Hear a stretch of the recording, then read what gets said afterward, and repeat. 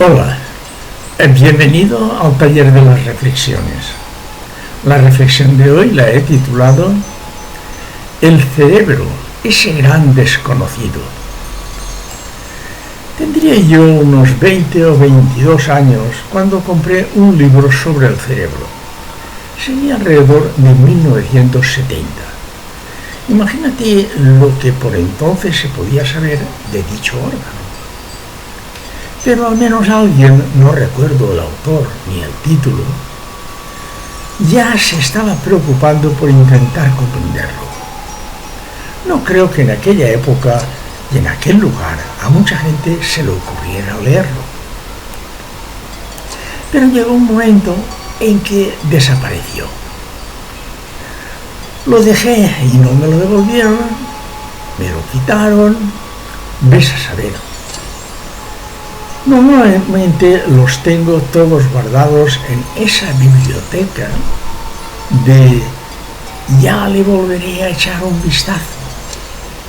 Lo recuerdo como una gran decisión que tomé en un momento crucial de mi vida.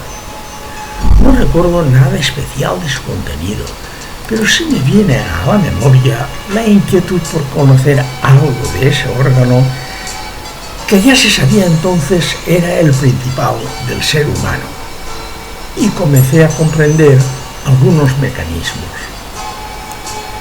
Aunque quedó impreso en mí como una anécdota, siempre me ha interesado su estudio, aunque los derroteros de la vida me llevaron por otros caminos.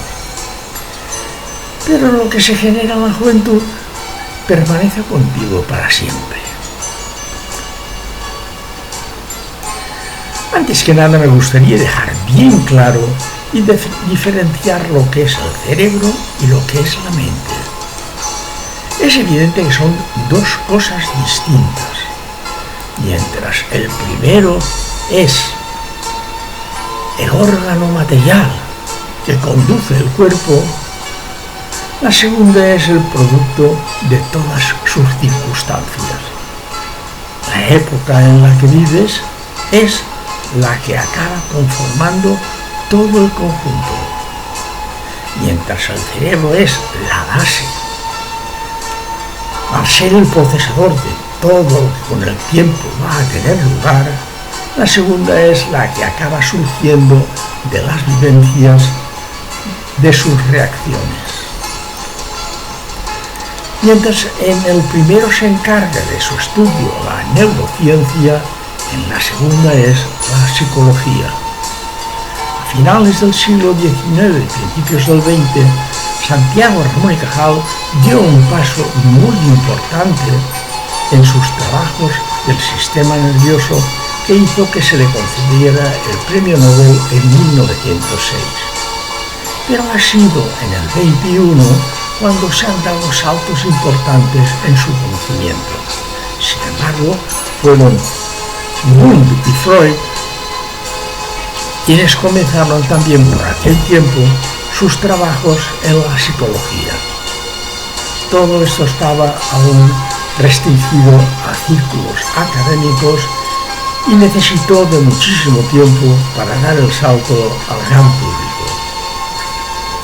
Tanto unos como otros solían ir dando palos de ciego hasta que poco a poco fueron naciendo de las dos ciencias. Aún estamos lejos de conformarlas para que con el tiempo vayan siendo más lógicas y aceptables. Algún día se conocerán más a fondo todo lo referente a estos dos enredos. Resumiendo, el cerebro controla el cuerpo, está en contacto con el exterior y viene a ser el centro de la máquina. Mientras que la mente es todo lo que éste ha podido asimilar mientras está vivo. De ahí la importancia de la época. En definitiva, es la simbiosis de los dos donde reside la consciencia, el alma, la identidad. En otras palabras, al nacer comienza a formarse el individuo y al morir desaparece la identidad formada. Hasta la próxima reflexión.